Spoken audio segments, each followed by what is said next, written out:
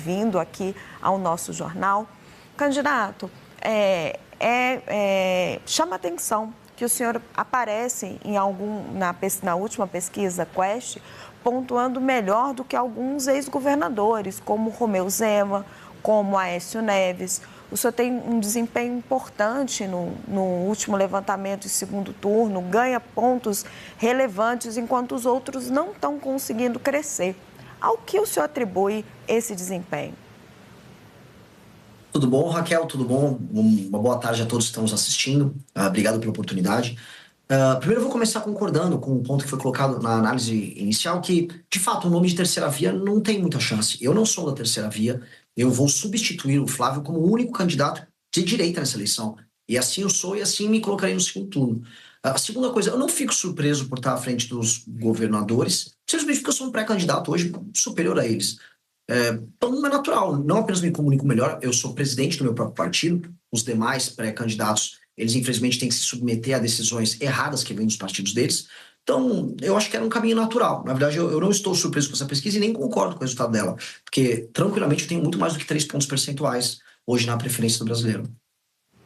Mas ao que o senhor atribui? O senhor está tendo um desempenho melhor do que governadores que governaram estados importantes, que já teriam um recall do público? A qual tipo de estratégia, a forma com que o senhor está se apresentando, como que o senhor está se colocando, que está tendo essa familiaridade com as pessoas?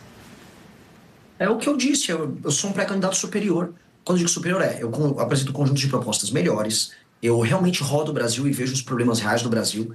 Eu, em vez de ficar, ora, xingando Lula ou puxando o saco do Bolsonaro, como infelizmente fazem os demais pré-candidatos, eu me posiciono sobre os erros dos demais e apresento soluções sobre tudo. Então, quando eu vou para o Nordeste, eu trago uma posição otimista sobre o futuro do Nordeste. Eu vou falar, por exemplo, sobre como industrializar a região, como transformar lá num polo de data center, como investir em energia. Quando eu vou para o Sul, eu vou falar do problema do Pacto Federativo, da ausência de investimento em estradas para o agricultor no Sul. Quando eu vou para o Rio de Janeiro, eu falo do problema das favelas, do crime organizado e trago sempre soluções. Ao invés de ficar nessa energia negativa e nessa briga meio inútil que a gente vê na política brasileira, eu trago propostas. Ao fazer isso, as pessoas começam a reconhecer. Primeiro os mais jovens e depois o montante geral da população. Então, eu acho esse um processo natural. Porque, na prática, ninguém está fazendo isso. Eu fico surpreso que partidos que têm tanto dinheiro, fundo partidário, etc., não consigam fazer o básico. Eu só estou fazendo o básico, então não fico surpreso. Candidato, o senhor disse que só vai substituir Flávio Bolsonaro. E nas suas redes sociais, os seus vídeos fazem muitas críticas a ele, até mais do que ao presidente Luiz Inácio Lula da Silva. Por que o senhor acha que o senhor é um candidato melhor do que Flávio Bolsonaro? Eu não estou envolvido em escândalo de corrupção e eu tenho proposta. É muito, muito simples. Ao não andar no jatinho voar caro, ao não ter, sei lá, parceiros meus que praticam rachadinha, ao não me envolver com o Bacelar, com o TH Joias, eu me torno uma pessoa, do ponto de vista ético, muito diferente dele. E eu não fujo de apresentar propostas, mesmo quando elas são impopulares.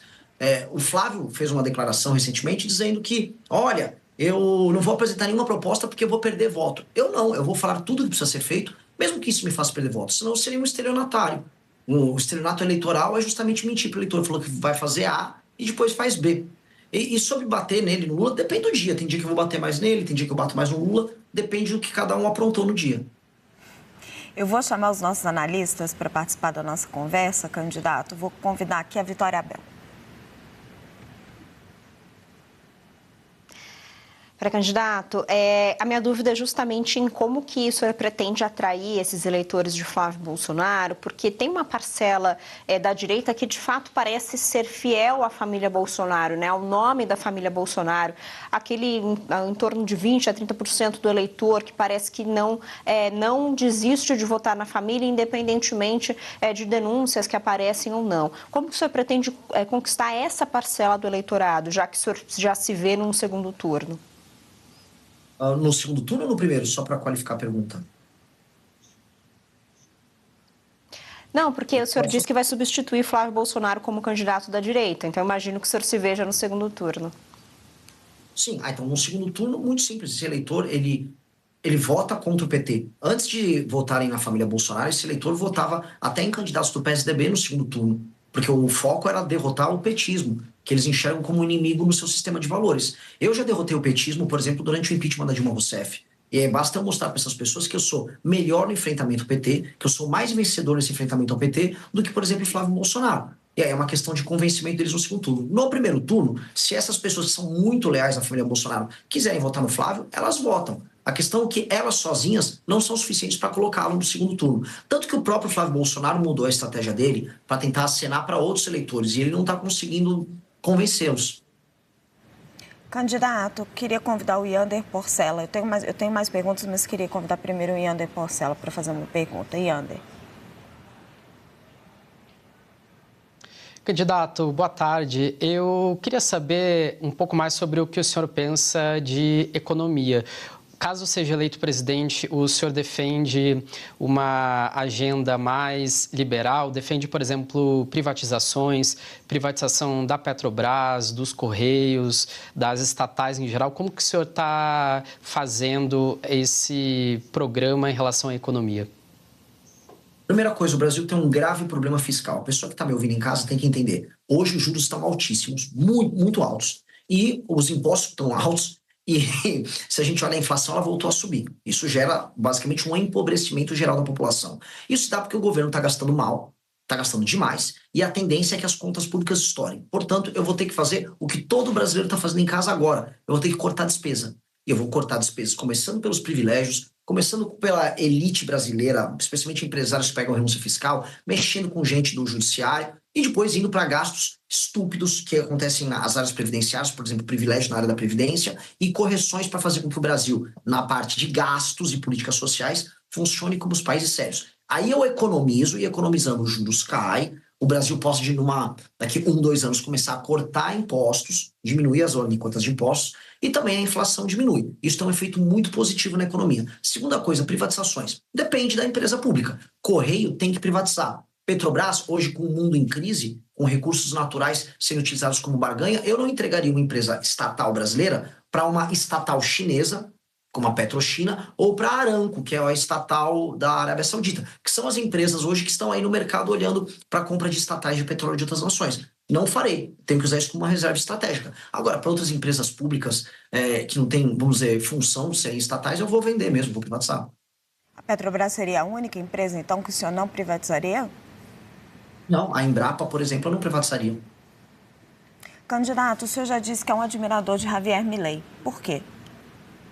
Porque o Javier Milei, ele foi muito sincero no processo eleitoral argentino em falar que eles precisariam fazer reformas muito duras e que as supostas políticas sociais que encheram o Estado argentino de gastos não funcionavam e que quebraram a Argentina. E ao falar isso, ao invés de ficar contratando um marqueteiro para enganar o eleitor com palavra bonitinha, ele cativou os eleitores para uma causa. Portanto, ele, enquanto presidente, está representando uma causa, que ele chama de enfrentamento à casta dos políticos e aos gastos exagerados. E ele começou a apresentar seus primeiros resultados, como queda de inflação, redução do déficit na Argentina, que é absurdo, e começar a apontar, a boas expectativas em termos de crescimento econômico lá. Então eu admiro esse tipo de coragem que ele teve. Acho uma coragem realmente admirável e eu gostaria que os pré-candidatos do Brasil adotassem essa postura de falar a verdade, doa quem doer. O senhor tem ideias econômicas muito consistentes, candidato, mas, por exemplo, o seu projeto de desfavelização, como que o senhor financiaria ele? Duas maneiras. A partir do momento que a gente reduz as despesas do governo, o governo pode montar um programa de investimento em infraestrutura que inclua esse processo de desfavelização. O segundo é um modelo de leilão reverso, igual já existem em outros setores da economia brasileira, chamando a iniciativa privada para participar disso. E como? Selecionando as áreas que participariam do Programa Nacional de Desfavelização, primeiro, retirando de lá o crime organizado, e ali você montar verticalização, onde é necessário verticalizar, recuperação das habitações pré-existentes, se tem como recuperar, criação de áreas comuns, como praças e áreas comerciais, e treinamento, inclusive, para as pessoas trabalharem nessas áreas comerciais próximas, tudo financiado em parceria com a iniciativa privada, de modo a criar bairros funcionais.